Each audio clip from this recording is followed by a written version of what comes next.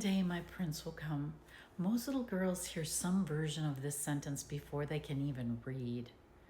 We've been handed the princess dresses before we were handed confidence.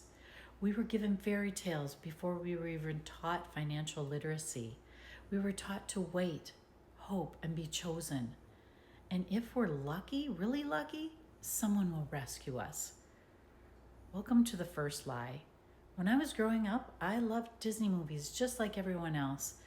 Beautiful dresses, castles, Princess Charming, the magical kiss, the happily ever after. It seemed so romantic.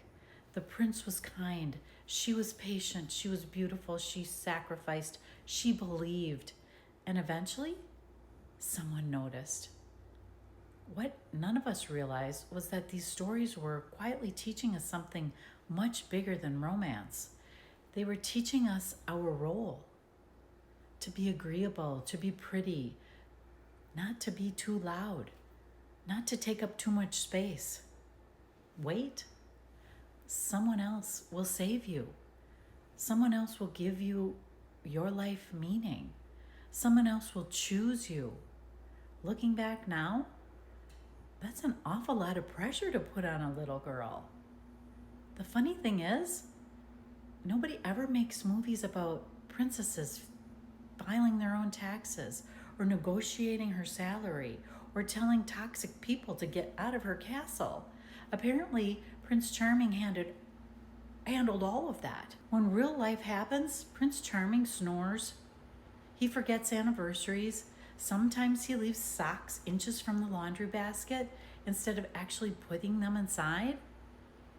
Turns out, happily ever after includes mortgages, payments, groceries, shopping. Disney definitely skipped that part. Here's what I finally realized. The happiest woman I know aren't the ones waiting to be rescued. They're building their lives. They've created businesses. They're traveling. They're making friends. They're healing childhood wounds. They're setting boundaries, learning new skills, and finding purpose. Some are married, some are divorced, some are single, some have children, some never wanted children. Their happiness does not depend on a relationship status. It depends on self-ownership. And that's the real fairy tale. One of the biggest shifts in my own life happened when I stopped asking, who's going to choose me? And started asking, what kind of life am I choosing? Everything changed because waiting makes you passive. Choosing makes you powerful. Many of us became professional people pleasers because somewhere along the way, we confused being loved with being approved of.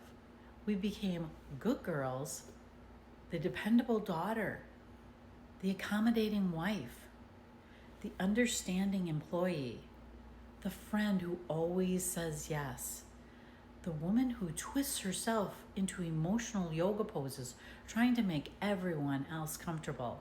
Here's something no one tells little girls. Your value isn't increased because somebody wants to marry you. Your value isn't decreased because somebody doesn't. Your value has never been on the ballot. It isn't something other people vote on. It's something you discover.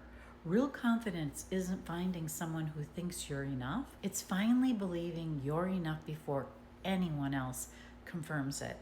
That's freedom.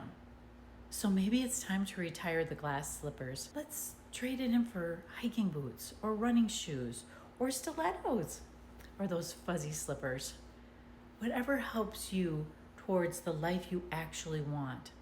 Because this isn't about becoming someone else's princess. It's about becoming the queen of your own kingdom.